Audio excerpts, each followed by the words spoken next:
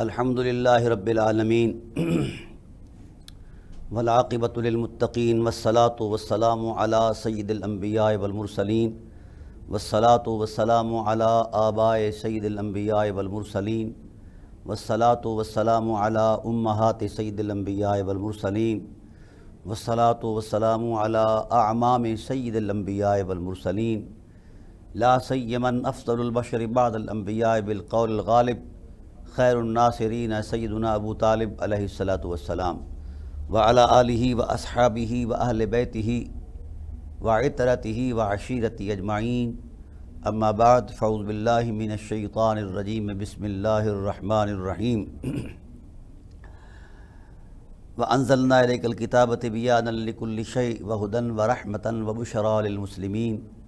صدق اللہ مولانا العظیم وبلغنا رسولہ النبی العظیم رؤوف الرحیم ان اللہ وملائکتہ یصلون علی النبی یا ایھا الذین آمنوا صلوا علیہ وسلموا تسلیما اللہم صل علی سیدنا مولانا محمد وعلی آل سیدنا مولانا محمد کما صلیت علی ابراہیم وعلی آل ابراہیم انک حمید مجید اللہم بارک علی محمد وعلی آل محمد کما بارکت علی ابراہیم وعلی آل ابراہیم انک حمید مجید الصلاۃ والسلام علیک یا سیدی یا رسول اللہ وعلی آلک واصحابک یا سیدی یا حبیب اللہ۔ حمد و صلاۃ کے بعد انتہائی واجب القدر حاضرین و ناظرین، اللہ تعالیٰ کی ذات والا صفات کی حمد ہے کہ اس نے ایک مرتبہ پھر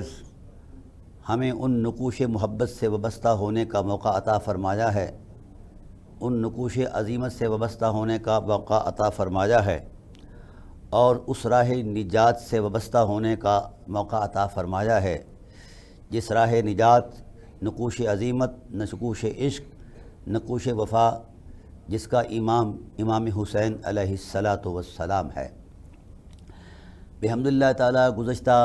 برس کی طرح آج اس وقت بھی اس دور اس محرم الحرام کے اندر بھی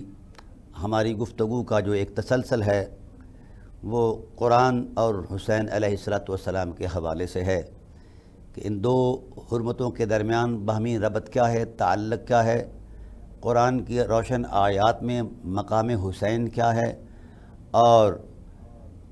جذبات حسین کے، عظیمت حسین کے تصور میں قرآن کریم کی معرفت کیا ہے۔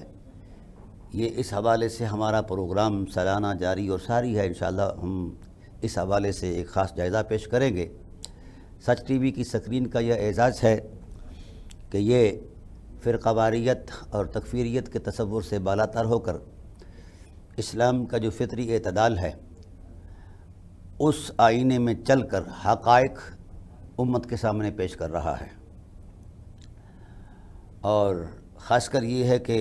اس ماحول میں عصبیت کا بھی شائبہ تک نہیں ہے، بڑے کھلے لفظوں میں اور کھلے خیال میں، دلائل کی دنیا میں،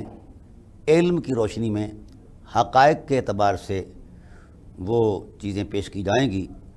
اللہ تعالیٰ کی بارگاہ رحمت میں دعا ہے کہ اللہ تعالیٰ حق عرض کرنے کی توفیق نصیب فرمائے، حق سن کر سمجھ کر اس پر عمل کی توفیق رفیق نصیب فرمائے۔ قرآن کریم کے عنوان اور مضامین پرانے نہیں ہوتے۔ قرآن کریم اللہ کا حسن ہے، اللہ کی کتاب ہے، اللہ کی صفت ہے، یہ بوسیدہ بھی نہیں ہو سکتی اور پرانی بھی نہیں ہو سکتی۔ اسی طرح جو معانی قرآن ہیں وہ بھی پرانے نہیں ہو سکتے۔ اصولی طور پر حسین اور قرآن کا جو تعلق ہے لفظ اور معنی کے تصور میں ہے۔ جس طرح لفظ ہو اور معنی نہ ہو تو وہ کالی لکیریں رہ جاتا ہے، معنی ہو اور لفظ نہ ہو تو وہ فہم کے قریب نہیں ہو سکتا، مفہوم نہیں ہو سکتا۔ تو اس صورت میں یہ جو جڑاؤ ہے، یہ جو تعلق ہے قرآن اور حسین کا باہمی، یہ اتنا مضبوط ہے کہ اسے قیامت بھی نہیں توڑ سکتی۔ حضور سرور کائنات صلی اللہ علیہ وآلہ وسلم کی ذات والا صفات نے اپنی مقدس نبوی زبان سے اس بات پر گواہی دی ہے کہ الحسین مع القرآن والقرآن مع الحسین لن یفترقا حتی یردا علی الحوض، کہ قرآن حسین کے ساتھ ہے اور حسین قرآن کے ساتھ ہے، اس میں کائنات کی کوئی طاقت افتراق پیدا نہیں کر سکتی۔ تو گویا یہ نبوت کی طرف سے تصدیق ہے کہ قرآن حسین سے جڑا ہوا ہے اور حسین قرآن سے جڑے ہوئے ہیں، اور اس جڑاؤ کی جو فیوز و برکات کی عظمتیں ہیں اس سے کائنات منور ہو رہی ہے۔ جب تک امت اس حرمت سے وابستہ رہے گی، رسول اللہ صلی اللہ علیہ وسلم نے ضمانت دی ہے کہ امت گمراہ نہیں ہوگی۔ انی تارکم فیکم الثقلین ما ان تمسکتم لن تضلوا بعدی ابدا، یہ گواہی موجود ہے اور بڑی گواہی موجود ہے۔ تو اس حوالے سے ہم جائزہ لیں گے کہ ان دو حقیقتوں سے تمسک کا نبوت کا حکم کیوں دیا گیا ہے۔ دراصل ہم دیکھتے ہیں کہ اللہ وحدہ لا شریک نے ارشاد فرمایا اللہ اعلم حیث یجعل رسالتہ۔ جب کفار مکہ نے اس بات پر اپنا نظریہ دیا کہ وہی جو نازل ہونا تھی وہ ہم پر ہونا تھی، ہم میں سے کسی عظیم شخص پر ہونا تھی، دو عظیم جو قریتین ہیں ان میں سے کسی ایک پر، اور یہ محمد صلی اللہ علیہ وسلم پر یہ نازل ہو گئی ہے، تو اللہ تعالیٰ نے اس کا جواب ارشاد فرمایا کہ تم بڑے متمنی ہو وہی کے، بڑے خواہش رکھتے ہو کہ تمہارے وجودوں پر وہی نازل کی جائے، تو پہلے وہ وجود عصمت تو پیش کرو جو وہی کے شایان شان ہو۔ تمہارے اخلاق بگڑے ہوئے، رویے بگڑے ہوئے، کردار جو ہیں وہ نفرت آمیز ہیں، اور تمہاری سوچیں جو ہیں وہ آلودگی سے بھری ہوئی ہیں، اور تمہارے قلب و روح جو ہیں بت پرستی کے زنگ سے زنگ آلود ہو چکے ہیں۔ کیا ایسے وجودوں پر ہم اپنے حسن کا القاء کریں، وہی نازل کریں؟ اللہ اعلم حیث یجعل رسالتہ، اللہ جانتا ہے کہ وہی کے شایان شان کون سا پیکر رحمت ہے۔ تو اس لیے ہم نے اس کا انتخاب کیا جس کی فطرت کے اندر، خمیر کے اندر، ضمیر کے اندر صرف نور ہے، اور صرف اخلاق کی حرمت ہے، کردار کا تقدس ہے، استقامت کی شرافت ہے، اور عظمت وقار کا ایک تسلسل ہے، اور حرمت اتقاء ہے، اور ساتھ ساتھ چونکہ کائنات کو وحی کے نور سے منور کر کے کائنات کی طہارت کرنا تھی، کائنات کے باسیوں کی اخلاق، اعمال، افکار اور اذہان کی طہارت کرنا تھی، اس لیے ہم نے اس کے لیے اہتمام بھی ایسے وجود کا کیا ہے جو سر کے بالوں سے لے کر پاؤں مبارک کی عین ناخنوں کی آخری کونے تک وَيُطَهِرَكُمْ تَطْهِيرًا کی ایک شان رکھتا ہے، جس کا اخلاق طاہر ہے، مطہر ہے، اور جس کے کردار میں حرمت ہے، جو صاحب خلق عظیم ہے۔ تو لہذا انسانی بھلائی کے لیے ایسے وجود کا ہونا ضروری ہے جس وجود نے اسوہ بننا ہوتا ہے اور اللہ کا اعتماد بننا ہوتا ہے، اس وجود کا مقدس ہونا ضروری ہے۔ تو اے کفار مکہ، تمہارا سوال بے جا ہے، تمہارے وجودوں کے اندر تو صرف آلودگی ہے، کبھی شرک کی، کبھی کفر کی، کبھی غیر اخلاقی رویوں کی، تمہاری تو سانسیں ہی آلودہ ہیں۔ تو کیا ہم ایسی گندی جگہوں پر اپنے نور کی حرمت کا القاء کریں اور اپنی وحی کو نازل فرمائیں؟ ہم نے وجود محمد صلی اللہ علیہ وآلہ وسلم پر اس لیے وحی کا القاء کیا کہ وجود محمد کا جو تسلسل ہے اور عالم شہادت کی ابتدا سے لے کر ان کے وجود عصمت کے ظہور تک جو ان کا خرام ناز ہے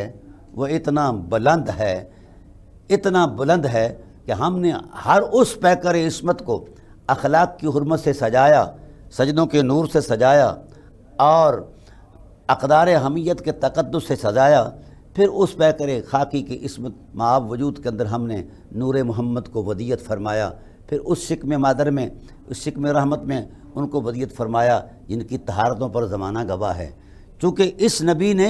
وَيُزَكِّيهِمْ وَيُعَلِّمُهُمُ الْكِتَابَ وَالْحِكْمَةَ کا ٹائٹل لے کر آنا ہے، تبلیغ کی عظمت لے کر آنا ہے، تو اس بنیاد پر ہم نے وحی کا اہتمام جو ہے اور انتخاب جو ہے اس عظمت والی ذات کے ساتھ کیا ہے جس جیسی کائنات میں نہ کو پہلے حیثیت تھی نہ کوئی بعد میں ہو سکتی ہے، بے مثل بے مثال ذات ہے، لیسا کمثلہ شیء، خدا ذوالجلال کے حسن کی مثال ہی کوئی نہیں ہے، تو ہم اپنے حسن کا آئینہ اس کو بنائیں گے جس کے اپنے وجود پیکر عصمت کی مثال ہی کوئی نہ ہو۔ تو تمہارا یہ خواہش کرنا کہ بھئی ہم پر نازل ہوتی، تمہارے رویوں میں اتنی اخلاقی حرمت کہاں ہے کہ ہم تم سے مخاطب بھی ہو پائیں اس حوالے سے۔ بہرحال یہ اعتماد تھا، اللہ کا اعتماد ذات محمد صلی اللہ علیہ وآلہ وسلم پر ہے۔ اور پھر یہ اعتماد چلتا رہا 23 سال کے ٹائم پیریڈ کے اندر۔ اس اعتماد نے کائنات کے ہر نشیب و فراز کو اپنے حسن کے جلووں سے معمور کیا ہے، اور اس پیکر عصمت نے وحی کے نور کو اتنا پھیلایا کہ پتھر بھی تسبیح پڑھنے لگ گئے، حجر و شجر بھی تسبیح پڑھنے لگ گئے، آسمان کے اندر جو نوری قبائیں ہیں وہ بھی تسبیح خواں ہو گئی اور حمد بجا لانے لگیں کہ کیا اس کائنات کو نور بخشا ہے، کیا ریگزار عرب کے ذروں کو آفتاب بنایا جا رہا ہے، جس کی نور کی ضوء افشانیوں سے اس انداز میں یہ احترام پھیلایا جا رہا ہے کہ جدھر وہ تکتے ہیں اور جو ان کی خدمت میں حاضر ہو جاتا ہے تو ان کو یہ ٹائٹل دیا جاتا ہے کہ ابن ابی قحافہ ہو تو اسے صدیق اکبر کہا جاتا ہے، اور ابن خطاب ہو تو ابن فاروق کہا جاتا ہے، اور اگر عثمان بن عفان ہو تو عثمان غنی کا ٹائٹل دیا جاتا ہے۔ تو یہ اس نور کے جلووں کی رعنائیاں ہیں جس نے پتھروں کو ہیرے بنایا، پھر خوبصورت تسبیح پرو کے ایک امت کا ٹائٹل دیا ہے۔ یہ اعتماد تھا خدائے ذوالجلال کا آپ صلی اللہ علیہ وآلہ وسلم کی ذات والا صفات پر۔ اب آئیے آگے چلتے ہیں۔ اللہ کے حبیب صلی اللہ علیہ وسلم نے اللہ کے اعتماد پر اپنا ایسا کردار دیا کہ فرشتوں نے گواہی دی، کائنات کے باسیوں نے گواہی دی، حجۃ الوداع کے مجمع نے گواہی دی، بہت ساری حقیقتوں نے گواہی دی کہ اللہ تیرے حبیب نے تیرے پیغام کا حق ادا کر دیا ہے۔ اللہ تعالیٰ کی رحمت نے مسکرا کر پھر امت پر رحم فرمایا کہ میرے محبوب میرے اعتماد پر پورے اترے ہیں، لہذا میرے حبیب ہم نے آپ کے دین کو بقائے دوام بخشا ہے، آپ آخر الزمان نبی ہیں، کیونکہ آپ نے وہ خطوط عشق قائم کیے ہیں، خطوط محبت اور وفا قائم کیے ہیں کہ اب کسی نئے نبی کی ضرورت ہی نہیں ہے کہ وہ زندگی کے کسی سمے میں آ کر زندگی کی بحالی کے لیے کوئی کردار دے۔ آپ کی عظیمت مآب شخصیت اور آپ کی حرمت مآب شریعت اتنی بلند و بالا ہے کہ اب گنجائش ہی نہیں ہے، لہذا ہم نے خاتم النبیین ہونے کا اعلان کر دیا ہے۔ تو یہ اعتماد خدائے ذوالجلال تھا۔ اب آئیے، رسول اللہ صلی اللہ علیہ وآلہ وسلم نے مکہ سے لے کر غزوات سے لے کر دیگر معاملات، ریاست کے قیام تک یا مخلوق خدا کی عظمت کے لیے اور مخلوق خدا سے شفقت کے تسلسل میں اپنا کردار ادا کیا ہے کہ آپ کے پیکر رحمت کو رحمت للعالمین قرار دیا گیا ہے۔ تو یہ اعتماد ہے، جس طرح خدائے ذوالجلال نے خدا ہو کر اپنے محمد مصطفیٰ صلی اللہ علیہ وآلہ وسلم پر الوہی اعتماد فرما لیا ہے، اسی طرح سید المرسلین خاتم النبیین رحمت للعالمین نے اپنا نبوی اعتماد جو فرمایا ہے یہ قرآن پر فرمایا ہے یا حسین پر فرمایا ہے۔ تو اس اعتبار سے حسین اعتماد رسول ہیں، قرآن اعتماد رسول ہے۔ اسی لیے فرمایا انی تارک فیکم الثقلین، میں دو چیزیں چھوڑ کر جا رہا ہوں۔ مطلب کیا ہے؟ یہ دو ہی چیزیں ہی میرا اثاثہ ہیں، یہی میری وراثت ہیں۔ اگر تم نے اپنے سینوں میں اسے محفوظ رکھا، اپنے کرداروں میں اسے محفوظ رکھا، تو پھر محمد اس بات کی ضمانت دیتا ہے کہ تم کبھی گمراہ نہیں ہووگے، ہمیشہ ہدایت کے نور میں لپٹے رہو گے اور ہدایت کے کاشانوں میں بالا خانوں میں تم موج کرو گے۔ تو اس لیے ناظرین کرام، اس تصور میں جس وقت ہم امام علی مقام امام حسین علیہ السلام یا دیگر اہل بیت علیہ السلام کی حرمت باب شخصیت کا جائزہ لیتے ہیں اور ان کے حرمت مآب رویوں کے نور میں اتر کر قرآن کی آیات کا جائزہ لیتے ہیں، قرآن کی آیات کے نور میں اتر کر ان کی شخصیات کا جائزہ لیتے ہیں، تو پھر یہ فرط جذبات نہیں، حقائق ہیں کہ یہ صامت قرآن ہے اور حسین ناطق قرآن ہے۔ تو یہ محض جذباتی باتیں نہیں ہیں، اس کے پیچھے کردار ہے، بلکہ حرمت کردار ہے۔ رسول اللہ صلی اللہ علیہ وآلہ وسلم پر اللہ تعالیٰ کا کتنا بڑا خوبصورت اعتماد فرمایا، من یطع الرسول فقد اطاع اللہ، جس نے رسول کی اطاعت کی اس نے خدا کی اطاعت کی۔ گویا خدا کی اطاعت کے لیے شرط ہے رسول کی اطاعت۔ یہ بات بڑی اہم عرض کر رہا ہوں،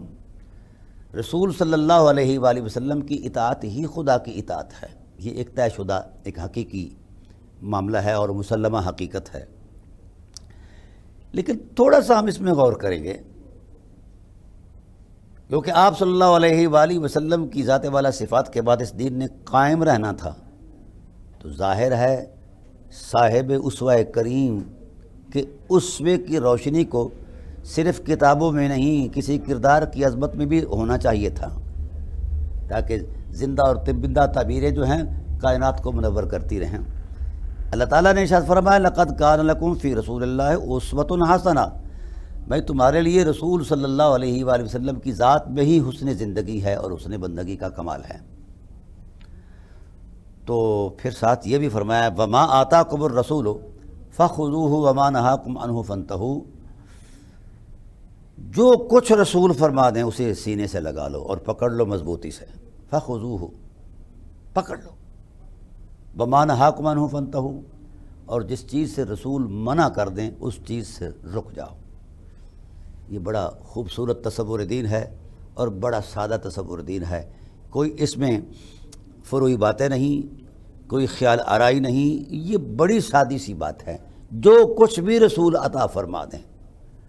اور قربان جائیے رسول اللہ صلی اللہ علیہ وآلہ وسلم کے حسن کی خیرات سے تو کائنات مستنیر ہو ہی رہی تھی۔ جب آپ دنیا سے تشریف لے جانے لگے تو اس کائنات کے باسیوں کو رسول اللہ نے جو عطا فرمایا ہے وہ بے مثال ہے۔ قرآن کا وہ آئینہ ذہن میں رکھیں، اس آئینے میں فرمان رسالت کو سامنے رکھیں، پھر اندازہ ہو جائے گا کہ حسین کا مقام کیا ہے۔ وما آتاکم الرسول، جو کچھ تمہیں رسول عطا کر رہے ہیں، یہ لفظ ما عموم پر مشتمل ہے،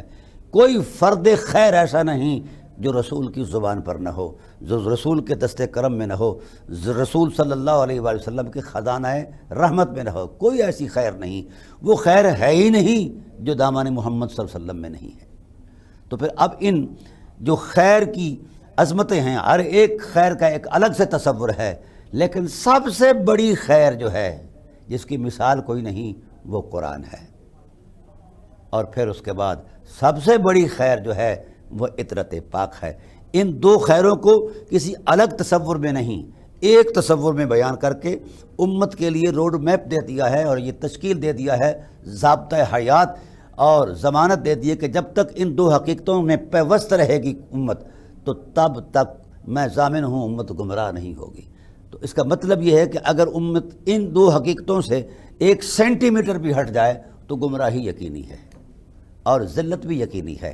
خفت بھی یقینی ہے، اور قبر حشر کے اندر مواخذہ بھی یقینی ہے،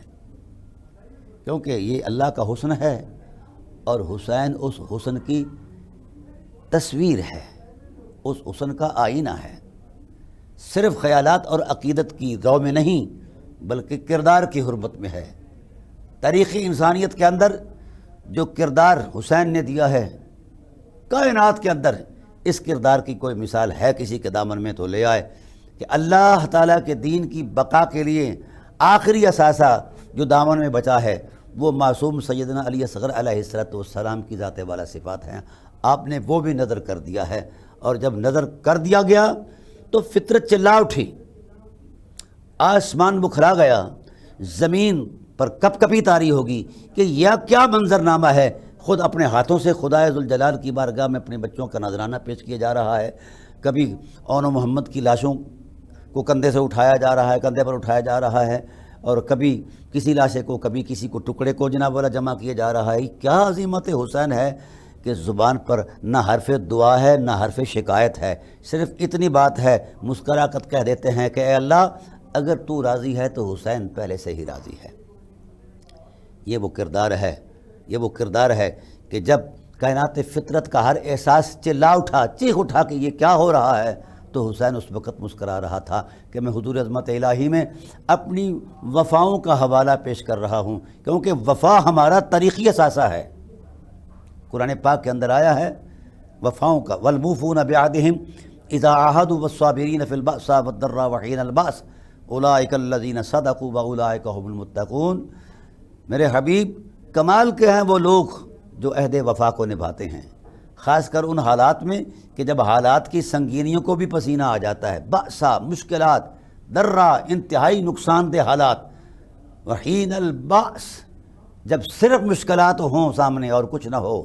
ایسے تو بے تحاشا ہوں۔ حین کہتے ہیں ظرف زمان مبہم کو، زمانے کا وہ دورانیہ کہ مشکلات ختم ہونے کا نہ ان کی ابتدا کا پتہ چلے نہ انتہا کا پتہ چلے، تو حین البأس نے بتا دیا ہے کہ حسین وہ ہیں کہ کائنات بھر کی مشکلات نے، بأساؤں نے، دراؤں نے، حین البأس نے یہ احاطہ کیا، آزمانا چاہا کہ کون ہے جو ہمارے معیار پر پورا اترے، تو پھر اس معیار پر اگر کسی ذات والا صفات نے حرمت کردار بن کر ان حزمتوں کو، ان وفاؤں کو، ابتلاؤں کو بھی آزمائش میں ڈال دیا ہے، اسے حسین کہتے ہیں۔ آزمائش سے گزرنا، صبر کرنا بڑی اچھی بات ہے،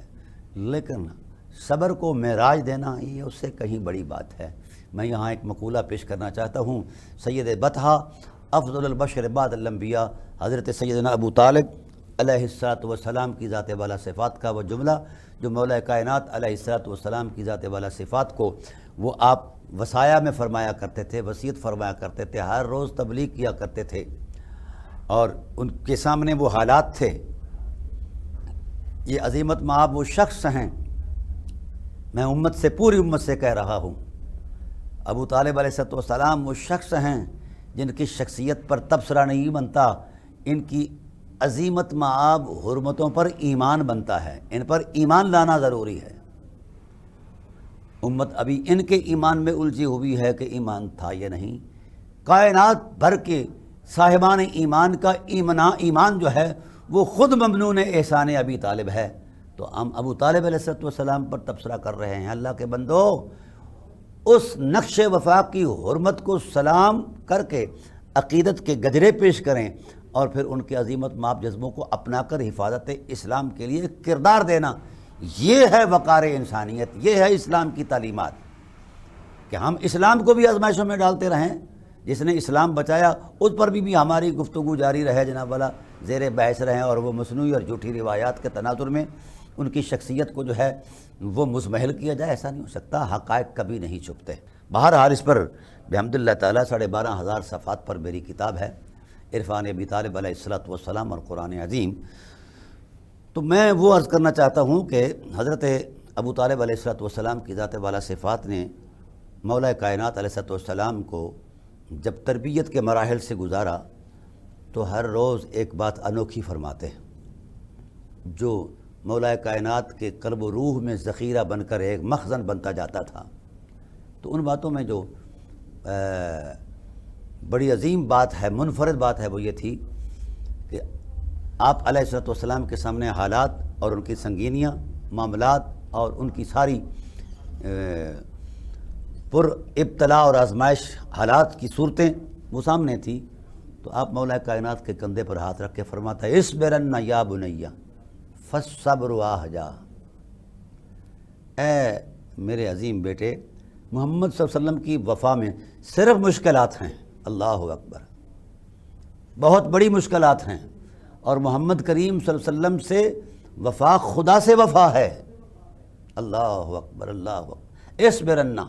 صبر کی انتہا پر پہنچنا، بلکہ صبر کی حرمت کو انتہا عطا کر دینا۔ یا بنیا فالصبر احجا،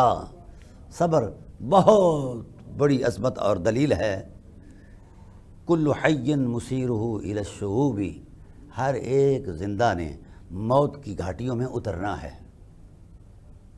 اور پھر اگلا جملہ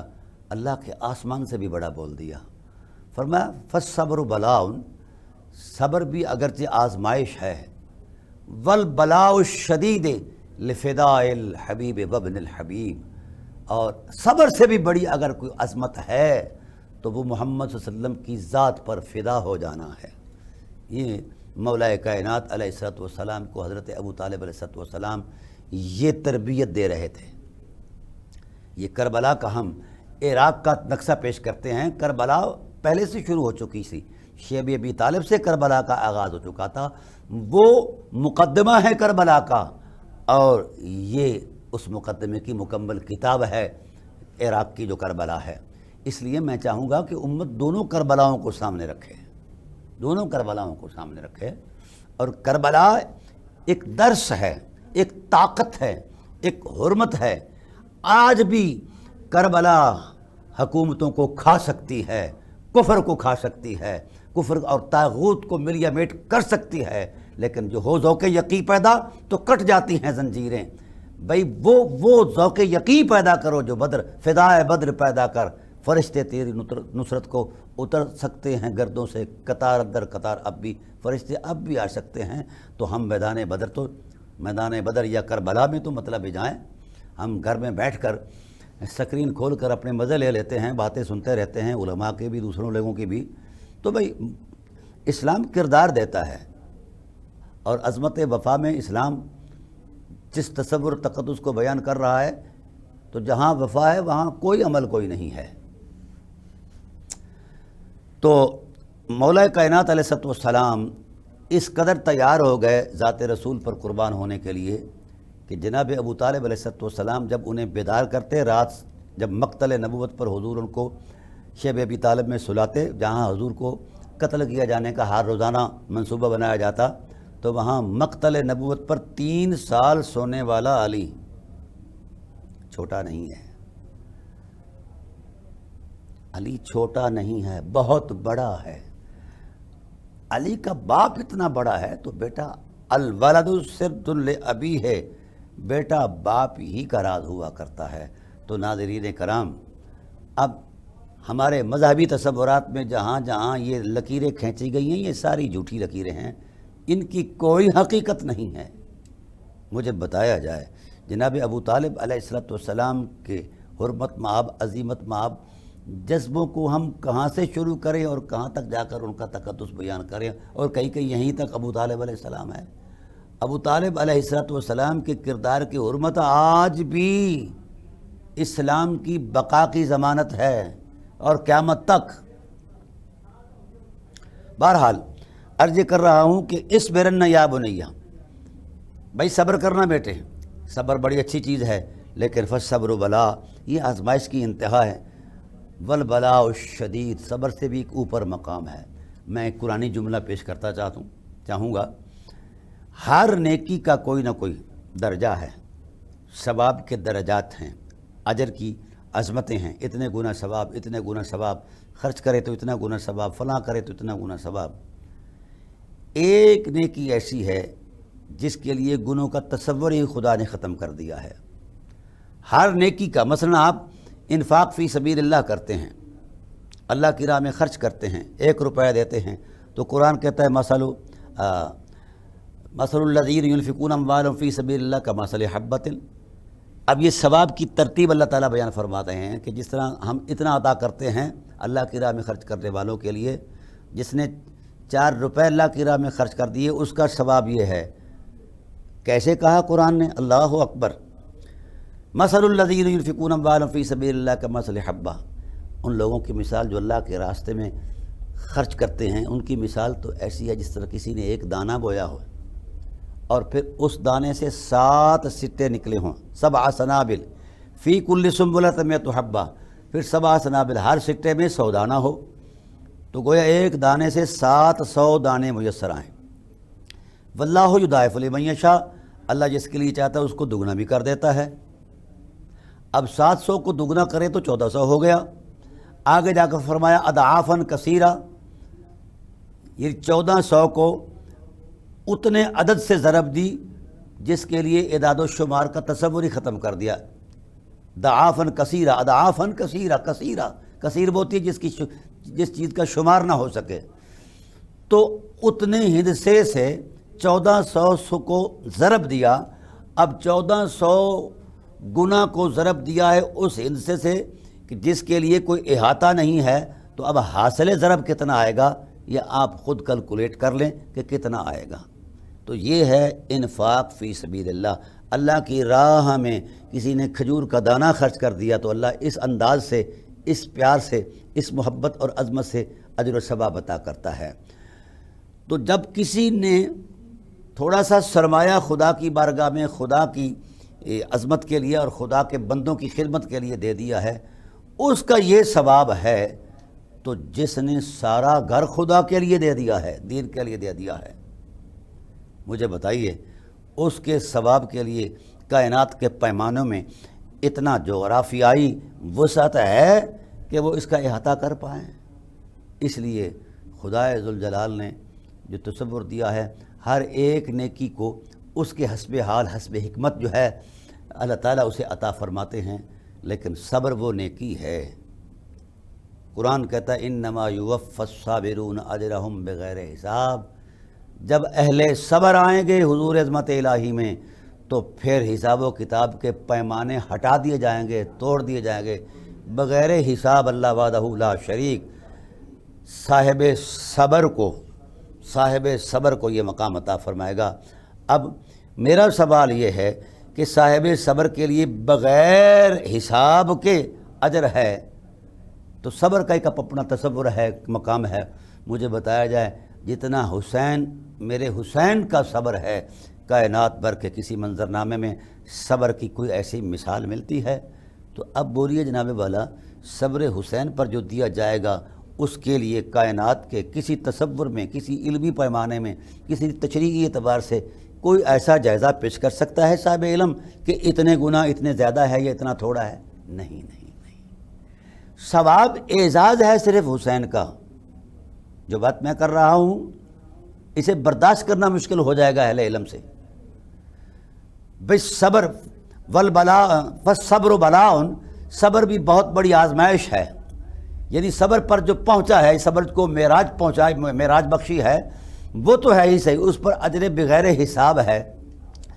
اس سے اوپر بھی ایک مقام ہے جس کی نشاندہی حضرت ابو طالب علیہ السلام کر رہے ہیں، والبلاء الشدید لفداء الحبیب وابن الحبیب، محمد اور ان کے دین پر قربان ہو جانا، یہ صبر سے بھی اوپر ہے۔ بتائیے اب اس پر کیا ملے گا؟ صبر پر تو بغیر حساب ثواب ملا ہے، تو اس سے اوپر کا جو تصور ہے، جس کا ٹائٹل یا علی کے پاس ہے یا حسین کے پاس ہے، اس کو کیا ملے گا؟ انشاءاللہ میں آئندہ نشست کے اندر جو ہے اس کی مزید وضاحت کروں گا۔ اللہ تعالیٰ میری آپ کی حاضری کو شرف قبولی سے سرفراز فرمائے۔ وما علینا الا البلاغ المبین۔